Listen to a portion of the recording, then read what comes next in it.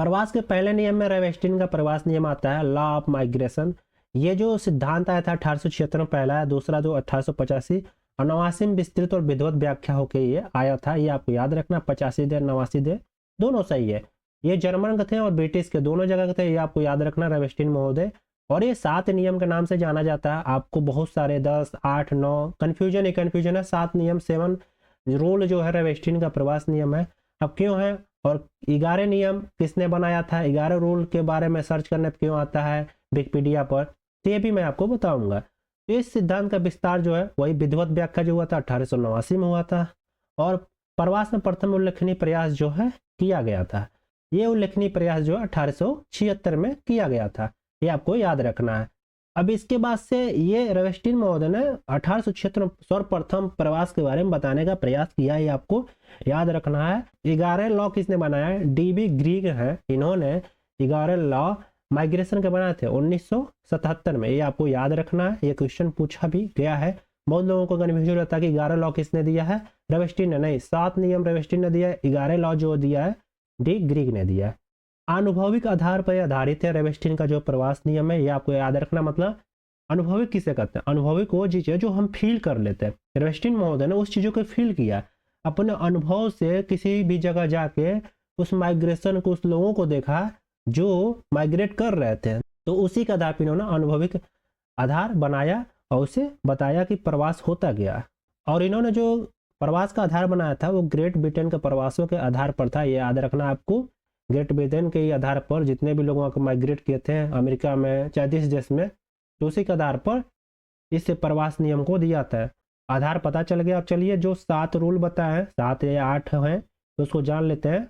अब देखिए पहला जो ये रूल बताते हैं प्रवास और दूरी जो होता है, पहले रूल में माइग्रेशन कैसे होता है, प्रवास और दूरी। अब प्रवास क्या है, दूरी क्या है, ये जान लेते हैं। माइग्रेशन और डिस्टेंस, देखो कम दूरी के लिए प्रवास जो है ज़्यादा होगा और ज़्यादा दूरी के लिए प्रवास कम होगा। सिंपल सी बात है, ज़्यादा दूर इंसान जाएगा, उसके पास चीज़ों का अभाव होगा। जैसे बहुत सारे पुर्तगाली भारत आए, ब्रिटिश के लोग भारत आए, बहुत बार क्या हुआ कि खो गए।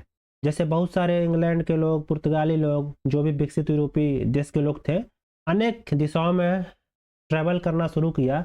और ज़्यादा डिस्टेंस जब ट्रैवल करना होता था, उस सामान उनके पास जो भी खाने पीने की चीज़ें थी ख़त्म हो जाती थी और ज़्यादा चीज़ें खराब हो जाती थी और बहुत सारे लोगों को बहुत सारी बीमारियाँ हो जाती थी। तो इसीलिए लोग ज़्यादा दूरी के अगर प्रवास हो तो कम संख्या में और अपने संसाधनों को सुरक्षित करके जाते थे। और ये प्रवास बहुत ही लंबी दूरी की होती थी, तो बहुत सालों बाद इसे तय भी किया जाता था एक तरह से। तो ज़्यादा दूरी के लिए अगर प्रवास होता तो बहुत कम होता है, बहुत सालों बाद इसे नियम रूल बना के एक दिशा तय करके कि इस समय हमको निकलना है। उतनी टेक्नोलॉजी थी नहीं और कौन कौन सी बाधाएं आएंगी, ये सब वो लोग अपने अनुसार करते थे और जाते थे। तो ये जितने भी होती थी लंबी दूरी की प्रवास बहुत कम होती थी, क्योंकि डिस्टेंस ज़्यादा, सामान का अभाव हो जाएगा, सामान खराब हो जाएगा और बहुत सारे लोगों को बीमारियां भी हो जाएगी। कम दूरी की प्रवास है, एक देश से दूसरे ही देश में जाना, बगल में ही जाना है, तो ज़्यादा लोग जाएंगे और प्रवास क्या करेंगे, ज़्यादा करेंगे, क्योंकि समय कम लगेगा, चीज़ें पूरी पूरी उपलब्ध रहेगी, खाने पीने की भी, तबीयत भी कम खराब होगा। तो ये है प्रवास और दूरी में, माइग्रेशन और डिस्टेंस में पहला पॉइंट कि ज़्यादा दूरी में प्रवास कम होता है, कम दूरी में प्रवास ज़्यादा होता है। दूसरा जो यहाँ पर पॉइंट है, अवस्थाओं में प्रवास।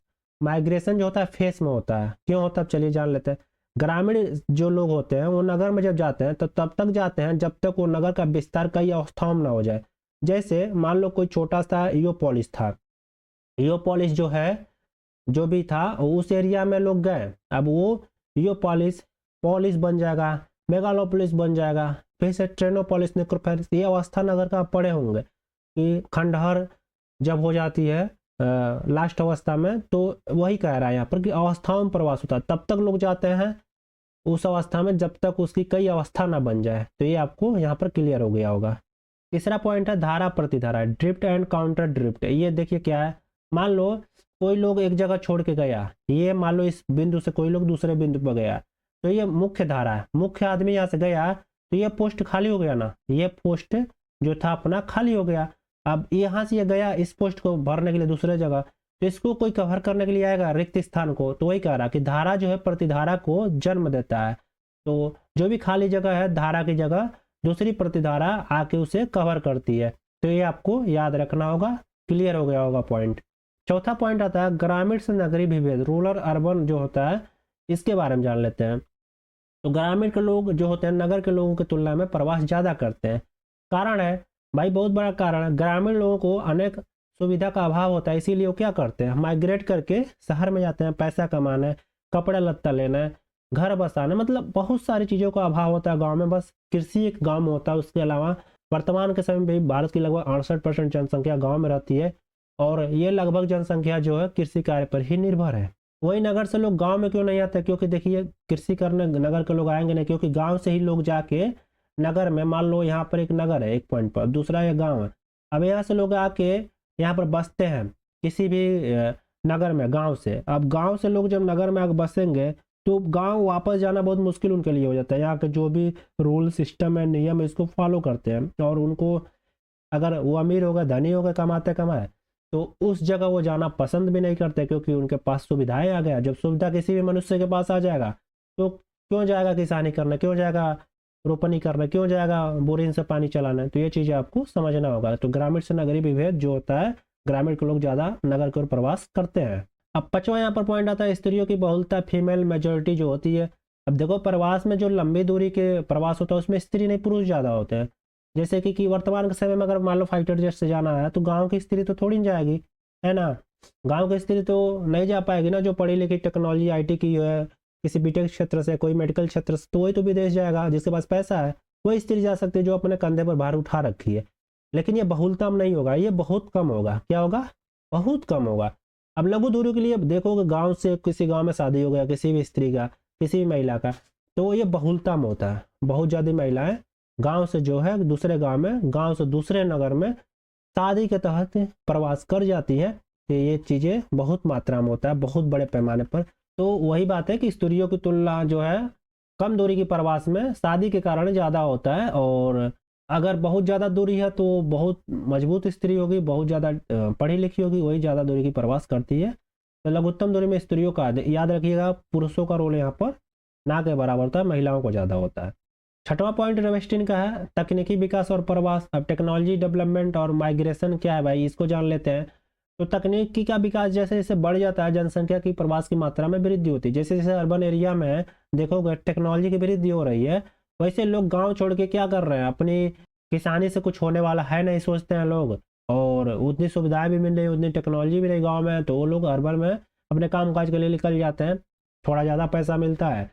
तो जो जो वही बात है कि रेवेस्टिन बोलते हैं कि जो जो सुविधा टेक्नोलॉजी चीज़ें अच्छी अच्छी आ रही हैं, लोग माइग्रेट करके नगर में जहाँ पर ज़्यादा टेक्नोलॉजी वहाँ पर जा रहे हैं, और जनसंख्या वहाँ पर वृद्धि भी इसी कारण हो रही है। टेक्नोलॉजी का विकास हो रहा है, सुविधाओं का विकास हो रहा है। सातवां पॉइंट में रेवेस्टिन बताते हैं आर्थिक उद्देश्य की प्रमुखता। अब इसमें क्या होता है, चलो जान लेते हैं। अब देखो आर्थिक उद्देश्य के लिए स्वपरिवार प्रवास होता है, मतलब आपके घर में कोई भी रोटी कपड़ा मकान कोई भी काम हो रहा है तो उसमें देखो इकोनॉमिक रोल बहुत बड़ा है। अगर आपके यहाँ पर खाने पीने की चीज़ें नहीं है, आप प्रवास करोगे, क्या करोगे, प्रवास करोगे, मजबूर हो भाई। आठवां और लास्ट पॉइंट यहाँ पर है इनका रेवेस्टिन का, नगर एवं प्रवास। ये क्या, चलिए जान लेते हैं। बड़े नगरों में प्राकृतिक वृद्धि की अपेक्षा प्रवास से वृद्धि ज़्यादा होती है। कह रहा है क्योंकि नगर में प्रवास जो होता है प्राकृतिक वृद्धि से नहीं होता, लोग बाहर से आके वहाँ पर जनसंख्या बढ़ा देते हैं, वहाँ रहने लगते हैं, वहाँ पर डेंसिटी ज़्यादा हो जाती है। तो ये रेवेस्टिन के जो है 7 रूल था, इसमें और भी रूल जोड़े गए हैं, लेकिन 7 ही महत्वपूर्ण होते हैं। 8 ही मैं यहाँ पर जो पूछेगा एग्जाम में वही बताया हूँ।